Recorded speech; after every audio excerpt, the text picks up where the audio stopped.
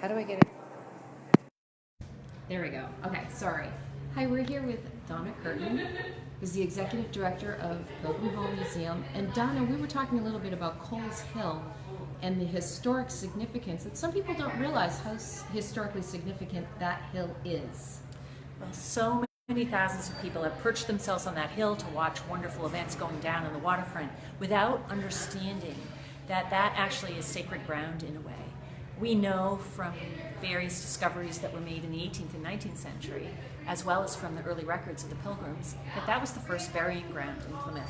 After the Pilgrims' arrival, and they fell so dreadfully ill that first winter, and many of them succumbed, over half of the colony died over the course of that first winter, that those human remains were interred right there on Coles Hill in that spot. And in later years, some of the bones that were recovered ended up in the sarcophagus, the granite sarcophagus that the Mayflower Society erected there in 1920. So it's very much a memorial site, and it's also good, I think, to reflect on the fact that before the arrival of the Pilgrims, Plymouth was the village of Patuxet, with many Wampanoag families living here. And some of these areas as well were both their home sites, but also may have been their resting places. So it's important that the significance of that particular landscape feature is acknowledged. Great, and it is interesting too that it's an unmarked, I guess the sarcophagus at the top marks it, but I noticed a lot of people, even myself, when I first moved here, I had no idea that that hill itself, underneath that grass, are the bones of so many of these early pilgrims who didn't make it through that first winter. And why was it unmarked? Well, there are stories that are told. These are stories that are not necessarily confirmed facts, but the idea has been written in early colonial records that there was concern on the part of the English colonists that they would reveal their vulnerability to the native people whom they had not yet met or encountered in Plymouth.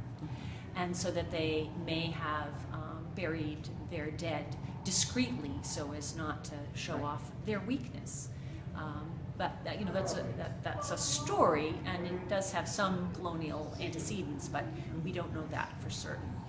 It makes sense though, right? It's a logical assumption. Yeah, so when we're walking by that hill, that is actually the first European burial ground in Plymouth. I know Jamestown would argue they had the first European burials, but in Plymouth it certainly is. There were certainly earlier colonial settlements, but for Plymouth that is considered to be, and that is well documented, that is the area where the first dead of Plymouth colony were interred. So in that way it truly is, it's a more meaningful memorial ground than I think people realize when they're looking at some of the later monuments and plaques that are up there. They're not really seeing it as a burial area, which it is. And some people don't even realize that when they're walking through that area up Leyden Street, that's actually that's First Street where the Pilgrims had their houses. This is one of the wonderful things about being in a town that has not stopped for 400 years. You know, these things it's not an archaeological site, as Jamestown is. Plymouth has been lived in continuously, so our first street has houses that were built on it in the 18th century, the 19th century, and in the 20th century. We've just continued to live right here in the same spot. But again, I always like to point out that before it was Plymouth, it was also Patuxet. So all of these, when we walk down the first street of the Pilgrims, that was also, previous to that, Wampanoag home sites and land as well.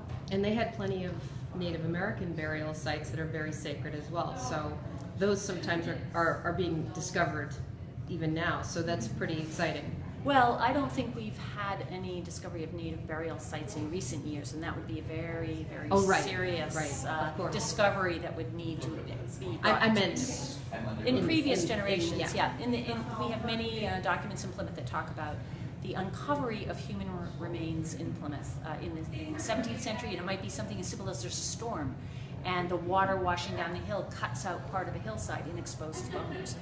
We are living on ground that has been inhabited for a very long time, so this is something that may happen from time to time in our history. So it happened in the 18th century, it happened in the 19th century, when people were digging ditches, and that sort of thing, and they would find human remains. And they were able to tell from the placement of these bodies in the ground, from the burial practices that were very distinct between the native people and the English people if they had found a native burial site or an English burial site. But these things are very sensitive, and you know, when we think about you know, people's connection to their lineage, to their past, to their descendants, whether on the English side or on the native side, we want to always make certain that we're treating those with the utmost respect and consideration for the sanctity and you know, the respect for human remains.